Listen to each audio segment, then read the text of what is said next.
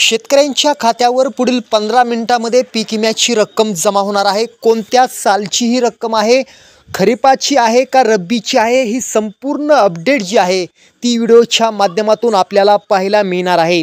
मित्रांनो, प्रधानमंत्री फसल विमा योजनेअंतर्गत पूरक अनुदान या योजनेअंतर्गत प्रधानमंत्री पीक विमा योजना रब्बी हंगाम 2023 आणि 24 करिता 3,99,37,009 इतकी रक्कम विमा कंपन्यांना वितरित करण्यासाठी मान्यता देण्यात आली आहे।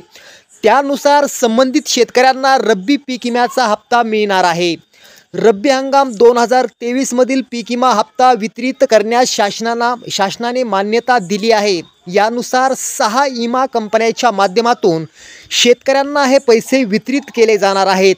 यामध्ये भारतीय कृषी विमा कंपनी अंतर्गत 25,537 शेतकरी नुकसान भरपाईस पात्र असून यामध्ये 2,55,34,000 रुपयांची रक्कम देय आहे।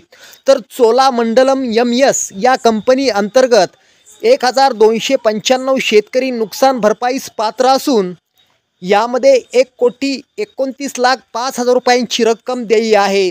तसंच मित्रांनो, HDFC इर्गो कंपनी अंतर्गत 19,832 शेतकरी पात्र असून या कंपनीकडून 1,98,32,000 रुपयांची देय आहे।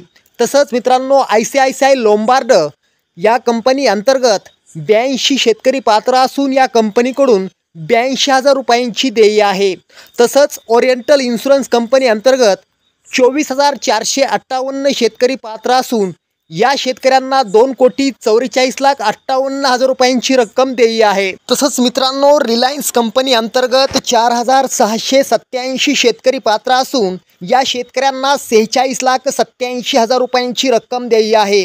SBI जनरल इन्शुरन्स कंपनी अंतर्गत 14,306 शेतकरी पात्र असून या शेतकऱ्यांना 14,30,06,000 रुपयांची रक्कम देय आहे। त्यानंतर युनायटेड इंडिया कंपनी अंतर्गत 819 शेतकरी पात्र असून या शेतकऱ्यांना 8,19,000 रुपयांची देय आहे। तर युनिव्हर्सल कंपनीतर्फे 310 शेतकरी नुकसान भरपाईस पात्र असून या शेतकऱ्यांना 3,10,000 रुपयांची रक्कम देय आहे। तर मित्रांनो, ही जी काही रक्कम आहे ती पुढील 15 मिनिटांमध्ये तुमच्या खात्यावरती येणार आहे। धन्यवाद।